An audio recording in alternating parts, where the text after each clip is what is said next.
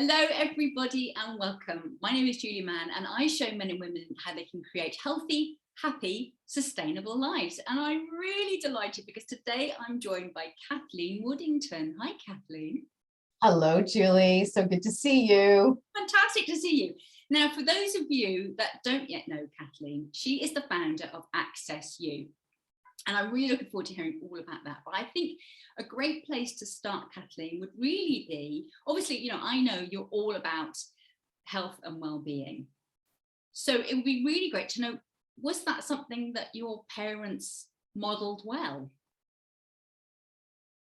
Well, yeah, so I'm all about health, well-being, and spirituality. And yeah, I'm going to say, no, they didn't really model that. It's something that, unfortunately, well, fortunately, because everything's, you know, for a higher reason, is that I almost died trying to figure out how to live. And it was really tough and super challenging. And what it's really allowed me to do is to really own it and to know, speak, and to live my truth. And you know, to really be committed to what my mission is, which is I'm here to end suffering. And I'm here to, to end suffering and to give people hope. And that is what I really feel is needed more than ever. And I was in a place of absolutely no hope and how to figure that out. And so I'm here to give hope to the hopeless and to get people addicted to feeling good and fully alive. And I love that, addicted to feeling good. That's quite a statement. And you said that you nearly died trying to figure out how to live. Now, I guess that wasn't as a young girl. I guess that happened later on in life. So can we just kind of rewind just a little bit before that happened? You know, even though you said your parents didn't model wellness particularly, were you clear that health was important at a young age? Well, when I say health, I really look at health, you know, in terms of mind, body, soul, like on a physical and a mental and emotional level.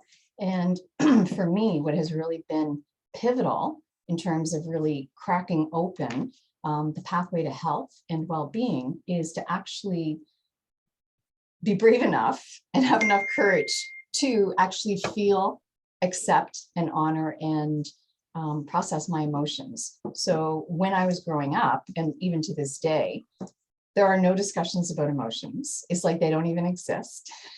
And it was only when I say I had to, you know, it was almost like I had to die trying to figure out how to live. It was, you know, the major depression, the anxiety, the agoraphobia, which manifested later in life, and being suicidal. And it was all, you know, when it really goes down to the core of it, it was, you know, childhood, you know, emotional trauma, emotional neglect, and this stuffing down of emotions and feelings that were, number one, they were extremely toxic on a physical level, which is why I had massive physical health issues, which kind of manifested as a crisis 11 years ago. And then it just kind of rippled throughout my whole being, you know, in terms of mental health issues. So it was really that mental and physical health, you know, breakdown. And yeah, I was just really not taught how to feel emotions. I wasn't held, like there was no container there, like you can feel this. So I just created a life of being really busy and doing a lot. And then when I was doing a lot, then I would just add more to the plate so that there was no, you know, chance to be able just to sit and pause, to actually feel what I was feeling. It was just, you know, this running away actually from the ball of anger and shame and toxic emotions that I was holding inside of me. Wow. I mean, I can absolutely relate to that because I was, you know, my father expressed anger. Yes. But, you know, there wasn't anything else much that was expressed, and I was a very good girl. And I think there will be so many people watching, Kathleen, who can really relate to that.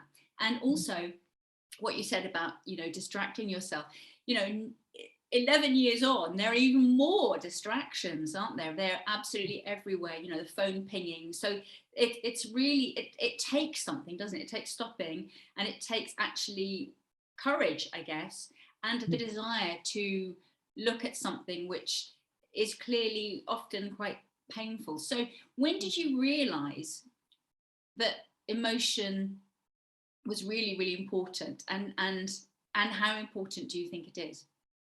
Well, I actually never really, even though I had the health crisis 11 years ago, full-blown autoimmune disease, it was like, yeah, your thyroid has to be removed. And, that was really painful because I wasn't able to go back to being a healthcare professional and occupational therapist. And I was determined I was going to do that. And so what continued is, other layers of illnesses that I just had to unpack and unpack and unpack. And it wasn't until 4.5 years ago when I was really confronted. I thought, oh, okay, now I'm healed. And it's like, no, we've got another divine assignment for you, Kathleen. And it was at that time, so 4.5 years ago, and I just healed it this May, thanks to an amazing healer, that my body just started shutting down. And because of that, it created so much emotion, like the emotions like just became so intense, with so much rage and so much anger at God, at the universe, my soul, at everything in life. And I literally thought I was going to die, but for another reason. And because it was so intense, it was like that pressure that in hindsight, it was absolutely perfect, because it was the kind of what I call the refiner's fire that actually cracked open the deep lid of what I actually really had to do, and dive deep into my lower 4 chakras, did the training on being able to heal that through tapping, also known as emotional freedom technique. So I dove into it like my life depended on it, because I knew that I actually had to honor all this rage that was inside of me. And then I knew that I was actually going to be able to help other women that also had a history of trauma and not feeling their emotions. And yeah, so it was the turning point for me. It just got to be so intense that I had to face it with so much courage and so much conviction, or else I wouldn't be here. So was it then that you had rage, which had built up over the years, and you turned it inwards? Exactly. Yeah. So I was just like kind of destroying your own body, basically. Yeah, I was like literally like killing myself on a subconscious level. Like, you don't deserve to be alive. You should be dead. And all of that. Like, it was horrific. Like the messages, like even from a subconscious, but then they would come to the conscious level. And I'm like, whoa, like what is all of this? So it was really being able to unpack that. And, another big part of all of that was connecting to my inner child. Didn't even know I had one. And that has been pivotal in terms of my healing and transformation. So I really take a stand for ending suffering. And what I know from my own experience, everything I teach and share is experiential. And that is that we must feel our emotions, process them, and honor them. And it is absolutely vital to connect to our inner child, to absolutely connect to our higher self, and to open that path towards wholeness. I've got to ask, because I'm sure there would be people watching who don't know what you're talking about when you say inner child, or even, higher power. What, for people who perhaps haven't heard that language or don't really know what that means, how would you define it, Kathleen? Yeah, well, I just define that first and foremost in the way that I live my life is that I believe that we are spiritual beings having a human experience, and that we are physical and non-physical. We are human and we are a divine being, that divine spark of God, creator, whatever, resonates for you. And so, yeah, it's really being able to connect to our soul. Some people will call it, intuition, the guidance, and our inner child. There's many aspects, because we're all, we're comprised of many, many different parts. So I'm not just like, here's Kathleen and there's Julie. We have different aspects. We have a victim aspect. We have the protector, controller. We have the inner child, and there's all different aspects of the inner child: the angry inner child, the spiritual inner child, the vulnerable inner child, which is our body. So it's really that childlike divine essence of God when I say the inner child. And part of what I believe in terms of our society is that we actually haven't been really taught to really embrace and to connect with that aspect of ourselves.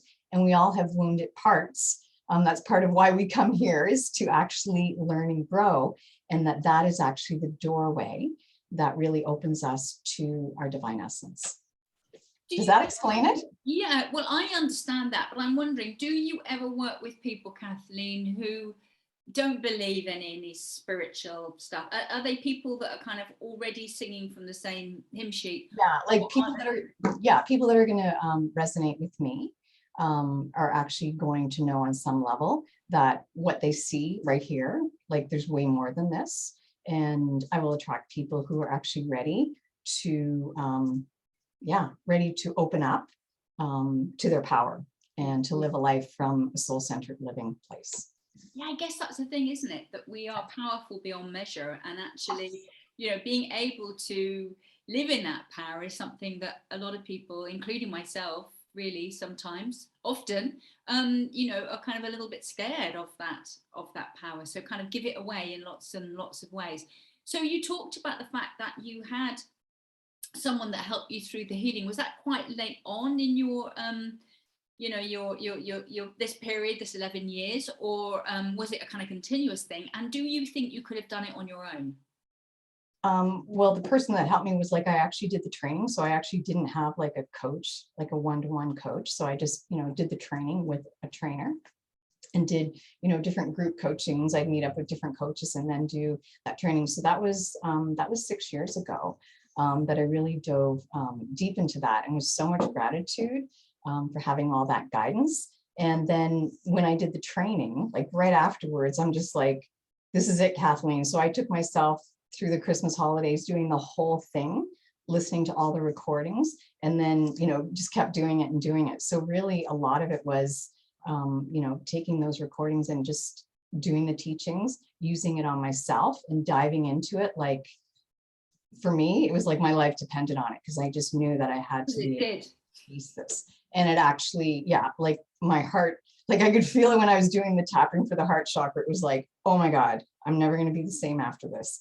And, you know, working on, you know, the root chakra, being able to actually feel safe in my body. And then, you know, when we talk about the second chakra, that's the place of the messy emotions, and being able to feel, you know, the whole range of emotions from one end of the spectrum to the other. And then coming into our solar plexus, which is our place of power. And yeah, I just really, like, I really am so grateful for all that teaching and that transformation, which I can share with my clients. So fantastic. I'm just going to come on to that, because clearly you do walk your talk, and you're really great at what you do. And I know that because I've read some of your amazing testimonials on your LinkedIn profile, Kathleen. So in a nutshell, how is it that you know, how do you help people thrive? I know that's your thing. Yeah. So the way that I help people thrive is I really help them to, number one, create the conditions for health and well-being, and to connect to their higher self.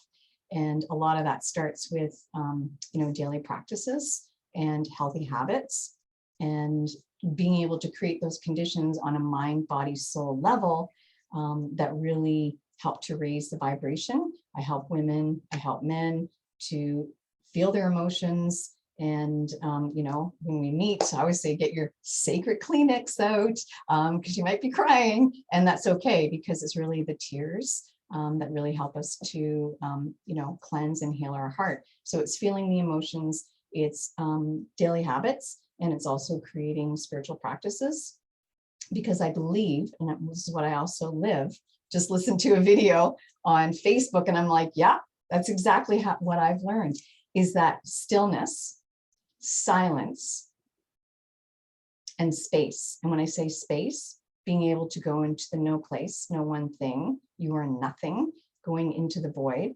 being able to create the conditions where you can come into that centered space, that is really where all the healing and the transformation starts to occur. And I've spent hours and hours and hours and years doing that myself, just to be able to switch off from that. When I said I was addicted to doing, so that was really living on the hormones of stress, addicted to adrenaline. And I actually had to flip the switch and retrain my nervous system. I'm not being chased by tigers, that I can stop this fight or flight, this addiction to the stress, and rewire my nervous system for peace and calm and living in the present moment. So that's what I help my clients with. And most importantly, that they really align, I call it soul-centered or love-based living as opposed to fear-based living. So I wake up every day and I'm like, what do you choose? Love train, fear train? It's going to be the love train, and living from that highest frequency and creating a life that you love. Wonderful. Who doesn't want to be in the love train? Get me a ticket right now. So you talked about the space. I guess that's kind of the gap between one thought and the next thought, is it? Well, for me, when I say space, and this is from the teachings of Dr. Joseph Dispenza, who I actually met when he came to London like 7 years ago before he got really, really big. Legend. And so I think I did one of his meditations for like 8 months, like every day. And it was just like saying the word space. And really, space is where all of creation is. And just saying that word and then just becoming beyond, like letting go of your physical body, letting go of the environment that you're in, and then just going into, nothingness. That is the space. Brilliant. So if someone watching right now, Kathleen, is really dealing with some health issues or really going through a particularly difficult time, and I know with what's going on the planet, everyone's kind of affected by that. What advice would you give them? Something really, really simple, perhaps, that they could implement today that would just start to make a difference. Yeah. And we could actually, do you want to just do it right now for a minute? Yeah. Okay. So let's just actually, so if you're driving, obviously you're not going to close your eyes, but let's just take a moment just to pause and close your eyes and just taking a big breath in. We invite our listeners to do this, filling up like a balloon from the inside. And then exhaling through your mouth an audible ah, let your shoulders drop. And then just landing your awareness in your body. Noticing the soles of your feet touching the floor. Noticing your hips, your thighs supported in your chair. And now just visualize this beautiful cascade of white light pouring down through your crown, through your entire body, and through the space around you. So 3 meters in the front, back, and on the sides. And in your mind's eye, saying the word release, release, releasing your limiting thoughts and beliefs, just letting them wash through, down, down, down, down, down, and releasing all of that energy, anything that is not for your highest good and well-being, on the mental, physical, emotional realm, down into earth, where Gaia will transform this energy.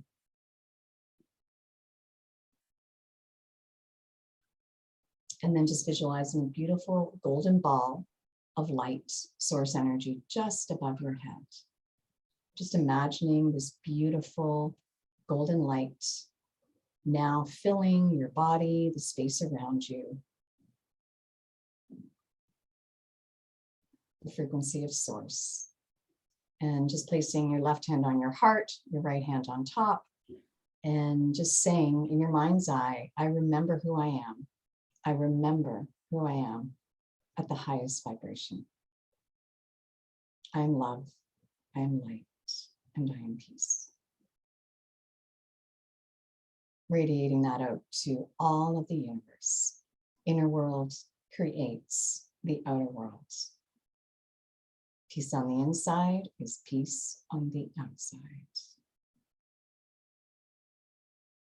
I give and I receive love, light, and peace.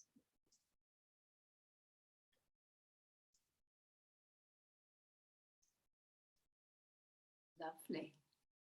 How do you feel now, Julie? I feel good. And, I'm conscious, of course, that, I'm on the screen and there's light in my face and, but absolutely, that's a simple thing that people can practice, isn't it, regularly? Yeah. So what I've learned, and I just did this meditation with my group coaching, it was in last month, is that we're here to live a word in all its glory, in all its capacity.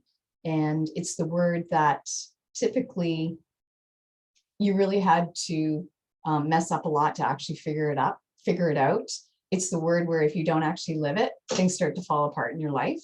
And so my word originally was to be able to rest, but my word now that I embody and that I live, it's like it's in my DNA, because it's actually what has helped to heal me, is the word pause. So I do this during my day. It could be for 1 minute. I have, a timer on my phone, and it is in living that pause and getting out of the doing, which is really the ego base, what we call the 3D matrix, being able to pause and realign and connect to my higher self, to source. That's made all the difference. Brilliant. And who doesn't have a minute in their day? If you can't find a minute, something's terribly wrong. But also what you're saying about creating that kind of structure by putting an alarm on your phone. Yeah. How brilliant is that? So yeah, and that's one of the things that that I help my clients. Like, I'm all about, like, because my background is science, but I'm spirituality, so I really bridge science and spirituality, and I bring it down to the so basic, so simple, and so practical. Basic, simple, practical. I'm all about that. One final question, Kathleen. Yes. When you're no longer on this planet, how would you like to be remembered? How would I like to be remembered? And it's really interesting that you say that. So one of my prayers in the morning is, to align with the divine, and that I live and leave a legacy of love. That's it. Love it. I'm going to put all your links below this video, so please, everyone, check Kathleen out. But all there is for me to say is, Kathleen Woodington, thank you ever so much for talking to us.